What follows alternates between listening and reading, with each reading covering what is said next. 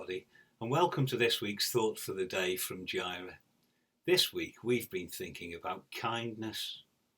Like most people, I think, I've been really impressed with how kind most people seem to have been during lockdown. I've heard all sorts of stories how people have been good to other people, whether they're helping them with things, whether they're doing shopping for them, or whether just being kind when they meet each other in the street. It's just really heartwarming and it gives you a new sense of faith and hope in humanity, doesn't it? And so today I wanted to think about this sort of kindness, and as we perhaps approach lockdown ending, to some extent at least, maybe this weekend, I just wanted to encourage us all to keep the kindness going. It'd be sad to lose all this now, wouldn't it? Be a shame if we just went back to living in our boxes and going to and from our places and our other little boxes on wheels. I'd really like to think that we could continue to be kind to one another and to have that community spirit that we've seen over the past few weeks. Hasn't all been good, I know that, but it has been good to see these things, and I want to encourage us today to keep the kindness going. I'm reminded of a story from the war between China and Japan, which ran from 1937 to 1945. It's a true story, and it's a story about a young boy who lived in Manila in the Philippines. He was saving up, he was working hard, he was doing errands for different people to save up to buy himself a bike, because that was what he really wanted. And as he got himself to £3, or the equivalent of £3, he decided that there was something he liked to do more with his £3 than buy himself a bike. He decided he wanted to help the Chinese people who were suffering so much in the war.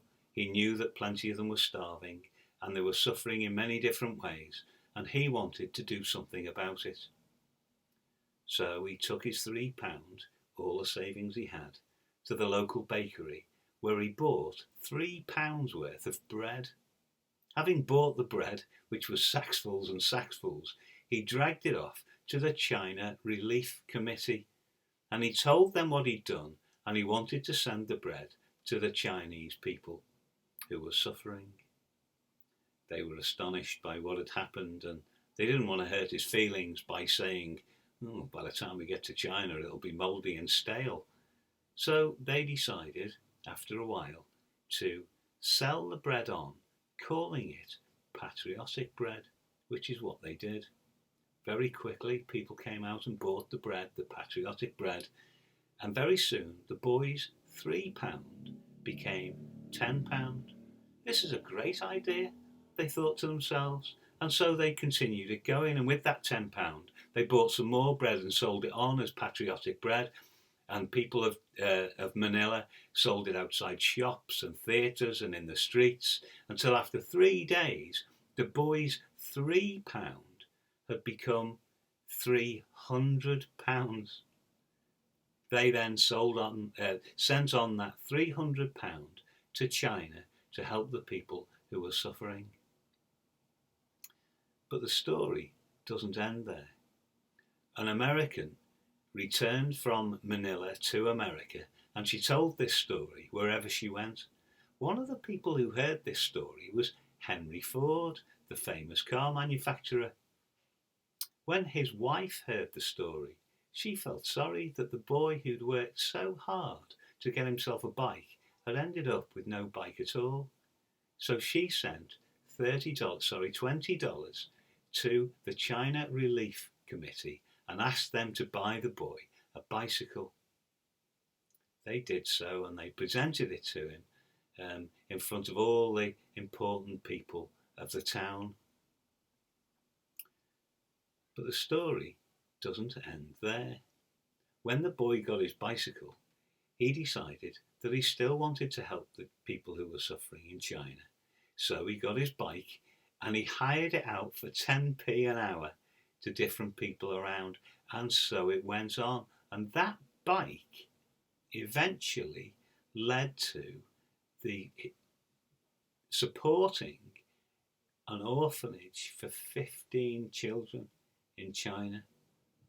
So that boy's £3 led to an orphanage being supported in China.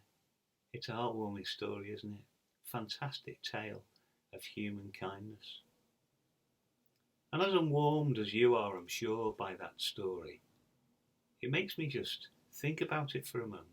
Because when you think about it, the boy didn't do all that much. He gave the little bit he had, and it made a massive difference.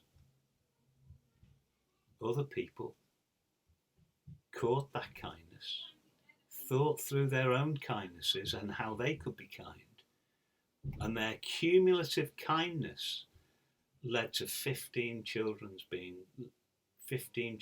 lives being changed forever. Amazing what a little bit of kindness can do, isn't it? And I want to encourage us as lockdown comes to a close. I want to encourage you, I want to encourage me to keep the kindness going. I wonder what our community could look like if we just kept the kindness going. Thanks for listening.